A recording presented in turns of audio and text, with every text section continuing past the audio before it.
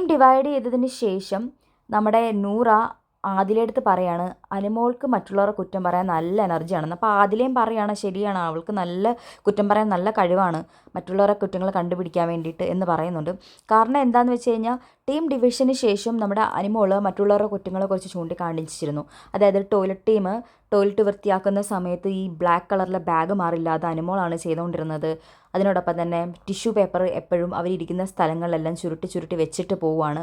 അങ്ങനത്തെയുള്ള കുറച്ച് കാര്യങ്ങളൊക്കെ പറഞ്ഞു. അവരും തിരിച്ച് അനുമോളെക്കുറിച്ച് ഇങ്ങോട്ടും പറഞ്ഞിരുന്നു, അനുമോൾ ബക്കറ്റിൽ തുണി വെക്കുന്ന കാര്യമൊക്കെ.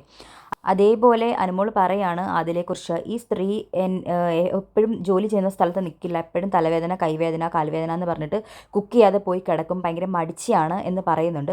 അപ്പോൾ അതിൽ തിരിച്ച് പറയുന്നുണ്ട്, ഈ സ്ത്രീ അമിതമായിട്ട് എനിക്ക് സ്ട്രെസ്സ് തന്നാൽ, അതായത് അനുമോൾ സ്ട്രെസ്സ് തന്നാൽ ഞാൻ ജോലിയൊന്നും ചെയ്യില്ല എന്ന് പറയുന്നുണ്ട്.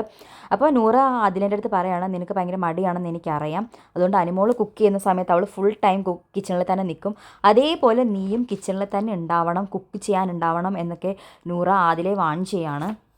അതേപോലെ നമ്മുടെ അനുമോൾ അതിലിൻ്റെ അടുത്ത് പറയുകയാണ്, നീ കുക്ക് ചെയ്യണം, ഞങ്ങൾ ജസ്റ്റ് അരിഞ്ഞ് തരത്തതേ ഉള്ളൂ എന്നുള്ള രീതിയിലൊക്കെ പറയുന്നത്. അതുപോലെ അനുമോൾ പറയണേ, എന്നെ എങ്ങനെ ക്യാപ്റ്റൻ ആക്കിയാൽ മതിയായിരുന്നു, ഞാൻ 2 എണ്ണത്തിനിട്ട് പൊരിച്ചേനെ എന്നൊക്കെ പറയുന്നുണ്ട്.